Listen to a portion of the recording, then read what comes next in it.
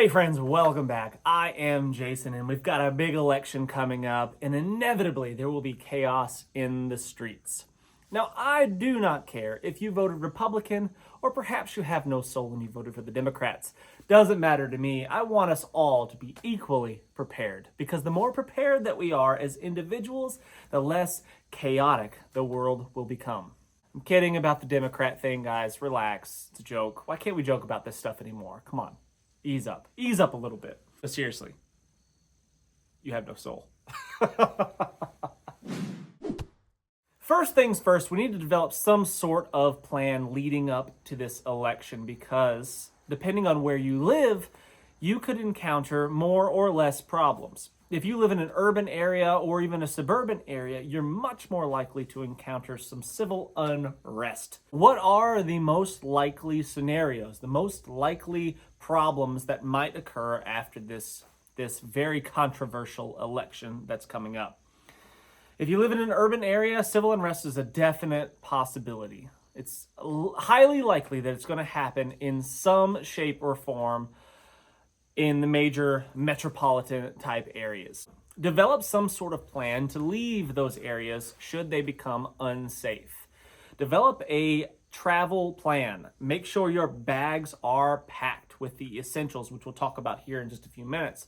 Make sure your vehicle is ready to go. Make sure you've got multiple different routes planned in case one of those routes or two of those routes does not work out. And make sure, probably most importantly, that you've got an actual location to go to, a safe place to retreat to and wait out the storm. Events like this are excellent motivators to push forward and go ahead and do the things that we should be doing anyway. Like, for example, vehicle maintenance. Make sure your vehicle is properly maintained. Your tires are aired up and they're not bald. Your fuel tank is not empty. Make sure your windshield wipers work. All these things, this basic maintenance stuff, make sure it's taken care of so when you need your vehicle to work for you and get you the heck out of Dodge, it will work for you. My rule of thumb for fuel is that a quarter tank is empty. A quarter tank of fuel will get you out of pretty much any city. I mean, unless you're sitting in gridlock traffic. A quarter tank of fuel will give you the mileage you need to get out of any major city. So a quarter tank is empty. Treat it as such. If you're getting close to that quarter tank, go ahead and top that thing off and stay on top of it. Because in these types of events where there's civil unrest and the cities are angry, they're upset, fuel can be at a premium. Fuel stations can run out.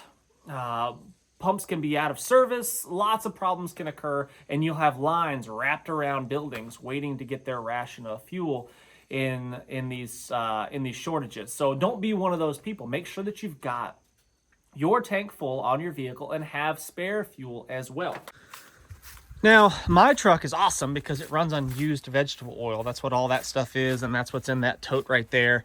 But it also runs on diesel. Now, I realize that I'm a weirdo and not everybody's going to go to the lengths that I went to make sure that my truck keeps on running even after the zombies come. But something that everybody can do is just stock up on a little bit of extra fuel. I'm not saying you need to have 1,000 gallons stored up, but having just a few fuel cans sitting around that are constantly being cycled through so they stay fresh, you don't get water in them or anything like that. And that'll get you out of a tight spot, and it'll keep you from having to be part of that crazy chaos, part of the problem out there when gas shortages should occur. Now, this is a little bit different than planning for some sort of natural disaster. I get that. But a lot of the same principles, same techniques, same methodology can be applied to a situation like this. Having backups to the backups. Yes, I don't think that, cell phone service is going to go out in a situation like this. I don't think the power is going to go out for the most part. But you just never know, and having backups and contingencies to your plan is important, like having an actual map, right? And having your map with your routes already labeled and drawn out on the map is going to be really, really helpful, because in a situation where maybe perhaps you're in a hurry to get out of town, you may not be thinking that clearly. And if your standard, GPS, your go-to means of navigation isn't working, it might further aggravate the situation and cause more stress that's just unnecessary. So just a little bit of planning, plan your routes out, have at least 3 routes planned to get yourself out of the more hectic areas, the more populated areas, because more people, more problems. Leading up to this election, bugging out would be the last resort for me. I live in a pretty rural area, so I'm thinking to myself, what are the most likely scenarios that I'm going to encounter? I don't think there's going to be any civil unrest on my little road. I don't think that that's going to be the situation. What I do want to do is avoid any chaos that might be outside of my area. I don't want to be venturing out of my area into these more populated areas that might be affected by this much more heavily than we are. So I want to make sure that I'm stocked up on all of the essentials so I don't have to make any runs into town to get things. Again, I live in a fairly small community, small town. It's growing, but it's still fairly small, and I don't anticipate a lot of chaos. Your situation might be significantly different. If you live in Atlanta, if you live in New York City, if you live in one of these major metropolitan areas, it could get crazy. It could get crazy really fast. So make sure that you've got at least a minimum of 2 weeks supplies of food and water, medical supplies, all the things and stuff that you think you might need for 2 weeks. You should be able to go in your home, lock the door, and stay in there for 2 weeks and not go without. That is what my recommendation is for anyone and everyone, a minimum of 2 weeks. I would suggest significantly more, but 2 weeks is going to get you past the most chaotic, the crazy, biggest rush of nonsense. 2 weeks will get you past that, most likely. So my plan is to stay home, is to not go out and not be part of the problem, not part of the chaos. So make sure that we've got a good stockpile of food, water. I've got a steady supply of water that I can get from my well with or without electricity. Again, I don't think that electricity is going to be a problem. It's not like a big natural disaster, but still, I've got that squared away. Medical supplies, make sure you're stocked up on those. Go through your supplies and see what you've got. Make sure you can take care of problems. Because again, 911. I just came from a disaster area from Hurricane Helene, and medical services, law enforcement wasn't really a thing. It was like the Wild West because everybody was busy doing stuff. You couldn't just necessarily hop on the cell phone. Cell phones didn't even work a lot of the time, but you couldn't hop on the phone, call 911, and expect someone to come help you immediately. It just was not going to be a thing. And although that was a natural disaster, I get that, but some of those same principles would apply. So just be prepared. Have all the supplies and stuff that you think you might need so you can lay low, hunker down, and not have to venture out. That includes hygiene supplies. So, the toilet paper, don't go buy 15, tons of toilet paper. No, don't. I do not think that that's going to be a thing like everybody did in 2020. But make sure you got the basics. You've got your soaps and detergents to wash your laundry, that kind of stuff. Just the basic stuff. Just if you're running low, make sure you stock up on it. Make sure you got enough to get you through. Now, a big one, if you are planning on staying home like I am, which I think everybody for the most part should plan on staying home, unless you live in a really dangerous area to begin with. It's a different subject, I guess. But everybody should plan on kind of staying home and holding down the fort, and because that's where all your supplies are, that's where you're going to be the most comfortable. That's where you're going to be the least burden on family and friends and stuff like that. Make sure you're doing everything that you can to improve your defense, your security around your home. For example, if you've been meaning to put up a gate at the end of your driveway and you just haven't gotten around to it, now would be an excellent time to do so. Because I'm not necessarily talking about, laser beams and guns on the rooftop on turrets and razor wire and 8-foot tall fences. I'm not necessarily talking about that, although that stuff is really cool. Don't get me wrong. I'm talking about just becoming less attractive to people that would take advantage of a crazy situation. If you have a long driveway with a gate at the end of it versus somebody that's got a short driveway with no gate, if you were a would-be bad guy, which one would you try to take advantage of first? You're going to go for the easy prey, right? the lion at the watering hole goes for the weakest and lamest of the herd because it's less risk. And people are no different. Human predators are no different. So do all the things that you can think of to make yourself less attractive to people that would take advantage of a lack of law enforcement, a without rule of law type environment.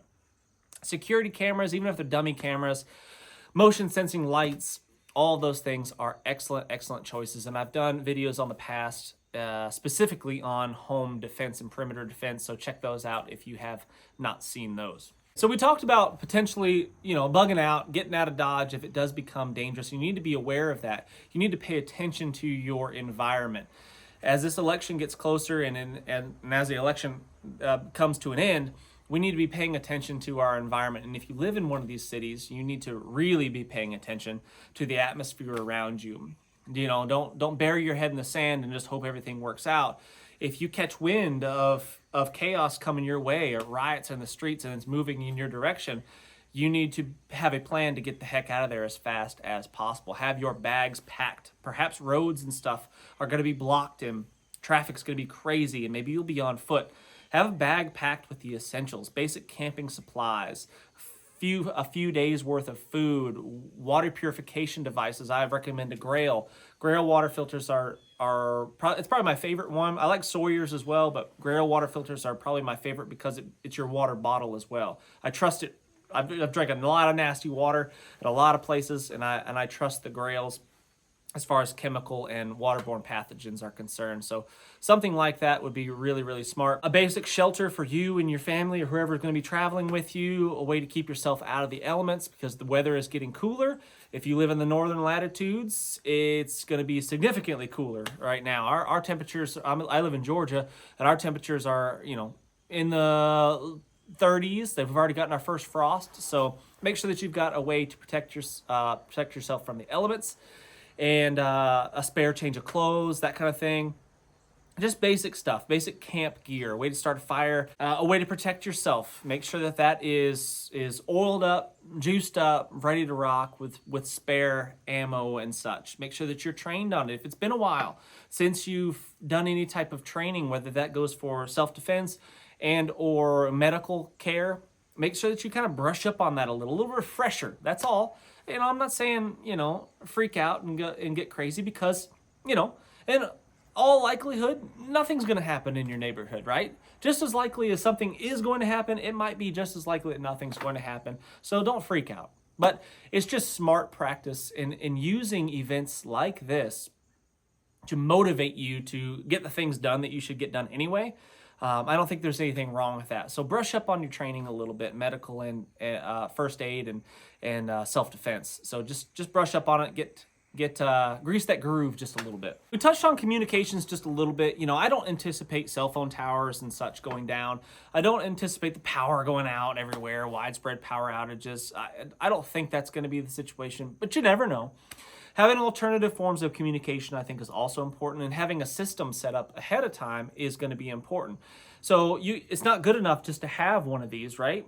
I mean, yeah, you can listen to the radio and kind of get an idea what's going on around you and maybe scan through the stations and see if there's any chatter going on and maybe get some intel that way. But for the most part, if you don't have someone to talk to on the other end of this thing, it's not really going to do you that much good. So make sure that you've got whether it be your neighbors, your close neighbors, your relatives, your friends around you, your small hub, your small little community, make sure you kind of discuss this ahead of time and say, hey, if communications go down, we can contact each other on the radio and we're going to use this frequency. This is our primary frequency and this is all our alternative frequency in case that one's clogged up, jammed up, or isn't working for whatever reason. Just a basic plan like that so you can just share information back and forth and perhaps be ahead of the chaos curve.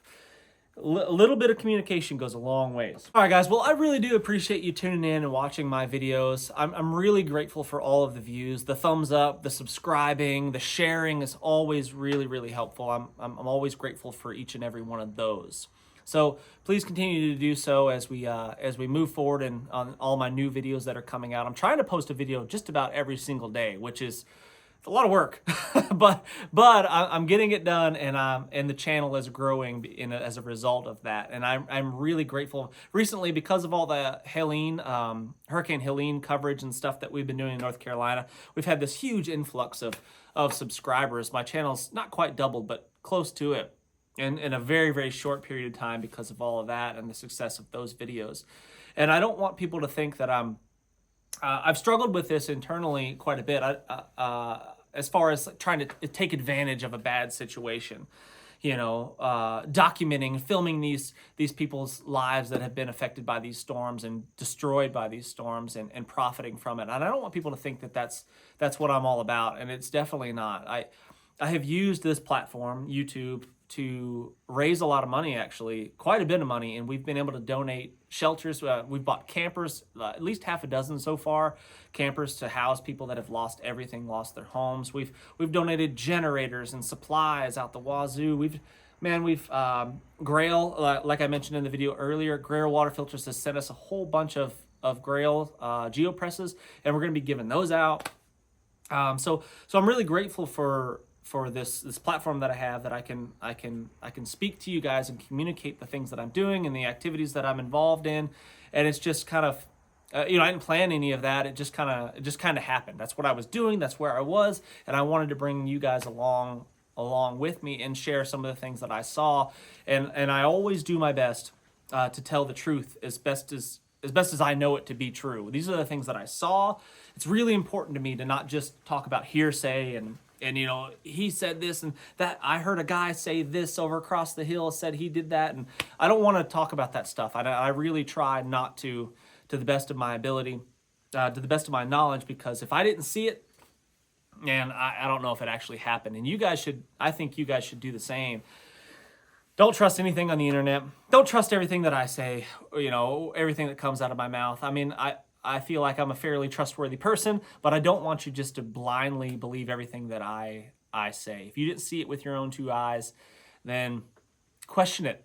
Question everything. That's what I'm getting at. All this crazy stuff that's coming up with the election and the he said, she said, and all the politics, and I can't stand it all, and I'm looking forward to it being over. Most of you probably feel the same way. Tired of getting text messages trying to persuade me to vote one way or another. My mind is made up now. Like, a text message is not going to sway me one way or the other. Thanks for watching, friends. Really do appreciate it. Hit that thumbs up. Please share this video with someone that you think could benefit from it. And until next time, what's the worst that could happen? Let's just go on 3.